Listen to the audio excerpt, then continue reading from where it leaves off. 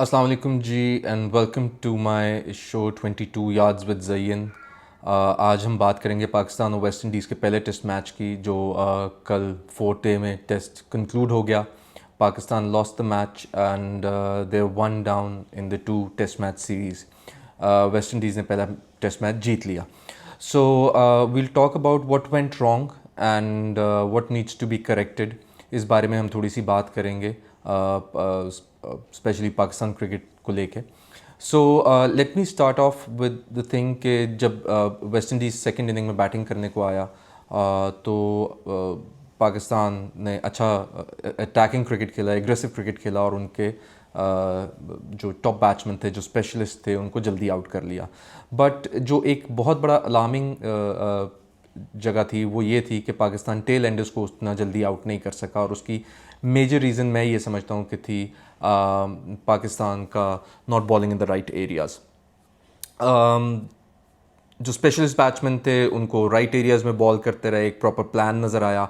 But जैसे he tell ender आया और शमर जोसेफ ने थोड़ा सा लॉन्ग हैंडल यूज़ करना शुरू किया तो पाकिस्तानी बॉलर्स के हाथ पांव फूल गए। ऐसा लग रहा था कि उनके पास कोई प्लान नहीं है and they kept bowling on the same line. Either they were bowling too full in the slot to be hit or they were bowling back of the length जहाँ से वो स्लैप कर रहे थे। And it was quite obvious कि उनकी intentions, West Indies के batsman की इंटेंशंस नज़र आ रही थी and that basically did hurt Pakistan. मैं अपनी कल वाली वीडियो में भी कह चुका हूँ कि वो जो पार्टनरशिप थी, if I am not mistaken, 50-60 run की पार्टनरशिप थी, that will hurt Pakistan and that's exactly what has happened. So एक तो आई डोंट थिंक कि पाकिस्तान बॉलिंग जो है वो उस तरह से टेल एंडर्स को बॉलिंग कर रही है। आई एम नॉट सेइंग कि उन्होंने अच्छी बॉलिंग नहीं की। येस, अर्ली ऑन जो स्पेशलिस्ट बैट्समैन थे उनको बड़े प्लान के साथ बड़े अच्छा एग्जीक्यूशन किया, राइट एरियाज़ को हिट किया, हार्ड लेंथ हिट किया, विकेट को यूज़ करते रहे Pakistani bowlers. But the moment the tail enders came in तो वो प्लान और वो डिसिप्लिन हमें नहीं नज़र आया जो कि पाकिस्तानी बॉलर्स को मेंटेन करना चाहिए था, या थोड़ी वैरायटी यूज़ करते जो लेटर ऑन मोहम्मद अली ने यूज़ की। He bowled a slower one to Shamar Joseph and he got him out as bowled. So इस तरह की कुछ चीज़ें जो हैं वो देखने को हमें मिली। इससे ज़्यादा I mean I would not talk a lot about the bowling part because the bowlers at least they did their part to the maximum. उन्होंने कम स्कोर पे फिर भी आउट कर लिया वेस्ट इंडीज़ टीम को। बट आई स्टिल बिलीव कि वो जो 50-60 रन एक्स्ट्रा हुए वो पाकिस्तान को हर्ट कर गया। अगर वो ना होते तो वही आप अंदाज़ा कीजिए कि 100, 150, पौने 200 के अंदर अंदर वेस्ट इंडीज़ की टीम आराम से आउट होती थी और पाकिस्तान के लिए भी वो इजी टारगेट हो सकता था। और साइकोलॉजिकली बड़ा मैटर करता है बिकॉज दोनों टीम्स जो हैं वो अनप्रिडिक्टेबल हैं। तो वेस्ट इंडीज़ को भी साइकोलॉजिकल इफ़ेक्ट हो सकता था कि 200 भी उन्होंने रीच नहीं किया। सो वो एक इफ़ेक्ट हो सकता था कि जिसका एडवांटेज पाकिस्तान ने नहीं लिया। Now we'll talk about when Pakistan came into bat in the fourth innings, which was the Pakistan's second innings. And as we all know, I've been talking about it in the past as well, and I did speak about it in my previous video, which I did last night. कि West Indies में normally fourth inning is the most difficult innings, and we've seen it in the past. India, Pakistan और बहुत teams जो हैं वो fourth innings में struggle करती हैं। Lowest target भी chase नहीं हो पाता, 150-200 रन का टारगेट भी, कई दफ़ा 100 रन का टारगेट भी वो चेज़ करना बहुत मुश्किल हो जाता है। और एग्जैक्टली ऐसा ही हुआ कि 206-7 रन गालबन पाकिस्तान ने करने थे, बट पाकिस्तान की पहली 9 विकटें 71 रन पे, 71 रन पे पाकिस्तान की 9 विकटें गिर चुकी थी। And it's a shame, I must say. I do understand कि शान मसूद इंजर्ड थे, उनकी उंगली फ्रैक्चर हुई हुई है फर्स्ट इनिंग में, उनको बॉल लगा था बैटिंग करते हुए और उनका फ्रैक्चर्ड फिंगर था। But that does not mean that you can not rely on one batter.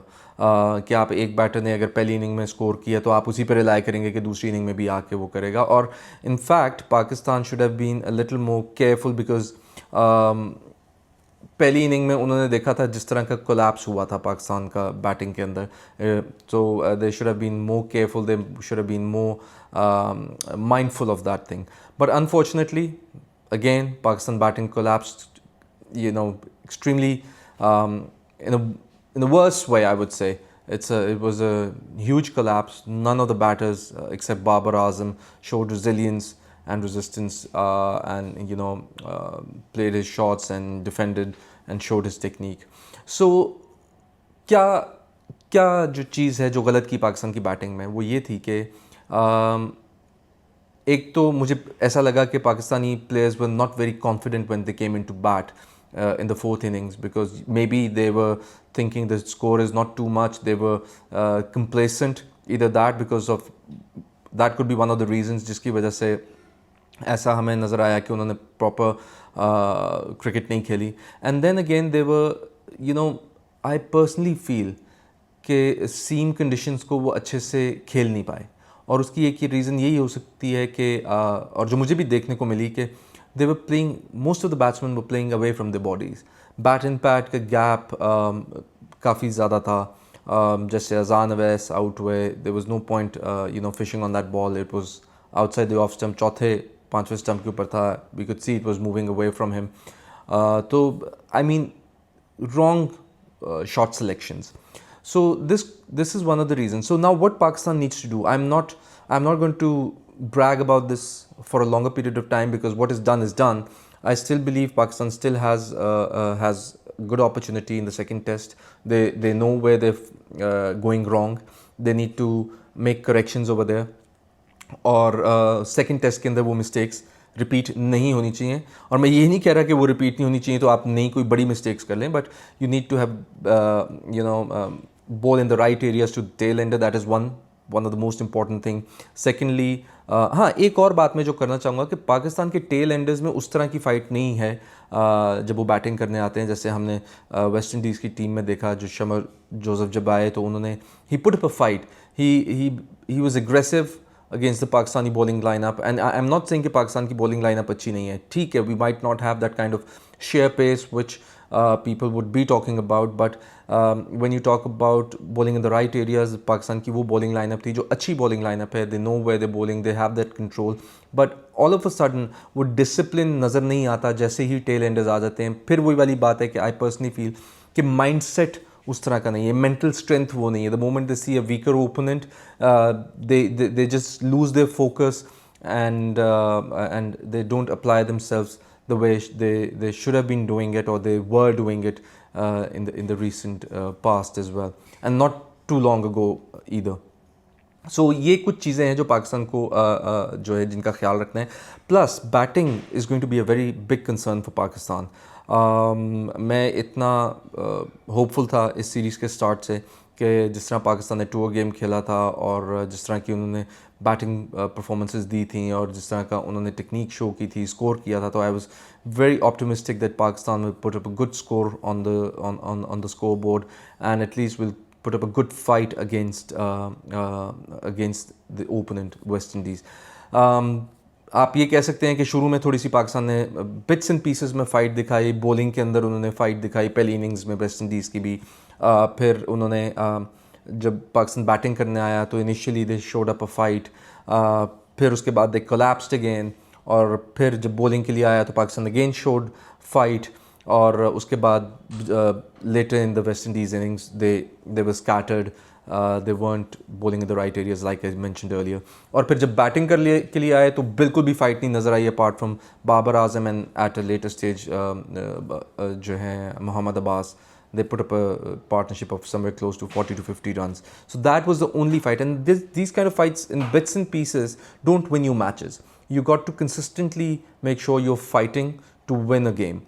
So I would say कि पाकिस्तान की टीम को, and it's not something that Babar Azam has to do or any individual has to do. It's supposed to be a team effort. किसी एक बंदे ने fight नहीं करनी, सब ने मिल के फ़ाइट करनी है. सब जब मिल के फ़ाइट करते हैं तो तभी रिजल्ट्स आपकी फेवर में जाते हैं. सो ये एक बहुत इंपॉर्टेंट चीज़ है. Now the next very big thing right now is के because Shan Masood has a fractured finger, so obviously और वो स्कोर भी कर रहे थे, he looked in a good nick. So now you need a replacement. So बहुत सारे लोगों का ख्याल होगा कि साउथ शकील को आ जाना चाहिए बिकॉज उन्होंने इंग्लैंड की सीरीज़ में भी जाके खेलना है, तो it be a good thing to get back in to the team. और वो ड्रेसिंग रूम में आके वो अपने आप को दोबारा जेल इन करना इंपॉर्टेंट है. But at the same time I would also say कि ठीक है, Saud Shakeel would be a good option, but I would also like to give another person a chance जो परफॉर्म भी करते आ रहे हैं। बेशक लास्ट सीज़न में उन्होंने परफॉर्म नहीं किया, मगर उससे पिछले सीज़न में भी उन्होंने परफॉर्म किया। He is been there knocking at the Pakistan door. Kamran Ghulam, उनको मौका देना चाहिए यहाँ पे। He is a good batter, technique भी उनकी भी अच्छी है, मिडल ऑर्डर के बैटर हैं, टॉप मिडल ऑर्डर के बैटर हैं वो भी। So let's try and give him a chance. This is my opinion obviously, but the management and the board will have their own say in the matter. So these are my things. यहाँ कुछ जो गलतियाँ पाकिस्तान ने की वो मैंने highlight की हैं, एंड आई बिलीव कि यहाँ से पाकिस्तान को इन गलतियों से सीखना चाहिए एंड नॉट वरी अबाउट के क्या हुआ, हम हार गए कि क्यों हार गए। ठीक है, क्यों हार गए is a good question to ask yourself, but try not make those mistakes again. और पाकिस्तान को इन एरियाज़ के ऊपर वर्क करना है। बैटर्स को स्पेशली हमारे जो बैटिंग लाइनअप है उसको रेजिलियंस शो करनी है, और इस माइंडसेट से, and I keep saying this again and again, this is happened because I personally feel that there's not a lot of 4-day cricket our players are playing in the domestic season.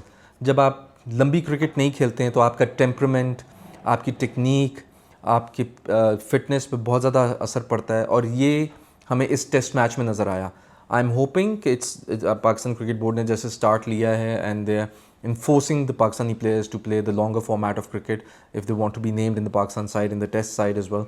So I think it's a good step towards the betterment of cricket, or this will not only make the players do good, but as an overall it will affect on the results as well. We'll start to win more games, or we'll start to show more resilience. So जो मैं बार बार बात करता हूँ कि test match is all about technique, temperament and fitness. So ये तीन चीज़ें हमारी बहुत ज़रूरी हैं। टेक्निक भी है, मगर टेम्परामेंट, टेक्निक हो भी और अगर आपके पास टेम्परामेंट नहीं है टेस्ट क्रिकेट खेलने का, तो फिर इसी तरह के रिजल्ट्स होते हैं जो हमें देखने को मिले कि आपने गलत शॉट्स खेले, आपने you were fishing on the ball, बाहर जाते वाले बॉल को आप छेड़ रहे हैं, आप कुछ इस तरह के स्ट्रोक्स खेल रहे हैं जो कि टेस्ट क्रिकेट में जो है it's considered to be a crime. So avoid doing that. Try and stay on the wicket as much as possible. If the bowler is bowling you good deliveries, respect him. उसको see off करें. You will absolutely get the chance, and that's exactly what Babar Azam did.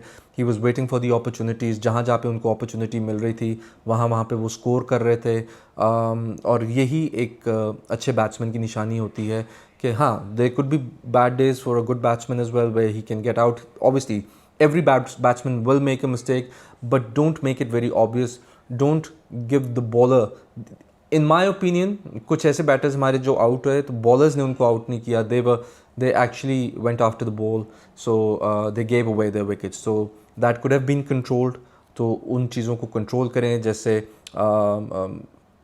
Plan करके उन्होंने trap किया इमाम को, फिर उन्होंने अजान अवैस को। सो हमारे जो टॉप ऑर्डर बैट्समैन हैं उनको स्पेशली जो हमारे ओपनर्स हैं उनको इस चीज़ का ख़ास ख्याल रखना पड़ेगा। नया गेंद पाकिस्तान की टीम ने अच्छा यूज़ नहीं किया सेकंड इनिंग के अंदर, और वही एक रिज़ल्ट है। और फिर ऑब्वियसली सारा प्रेशर जो है, हमारी टीम के लड़के प्रेशर में भी बहुत जल्दी आ जाते हैं, तो सारा प्रेशर फिर वो मिडिल ऑर्डर पे आया और वो भी सस्टेन नहीं कर सके और रेजिस्ट नहीं कर सके, जिसकी वजह से कल पाकिस्तान गालबन 90 रन से पहला टेस्ट मैच हार गया।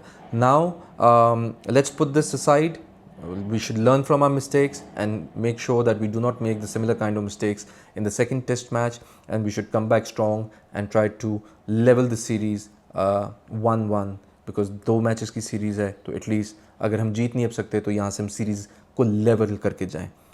अगली वीडियोज़ के लिए प्लीज़ ज़रूर वेट कीजिएगा। इंशाल्लाह I will come up with some more videos, and till then good bye.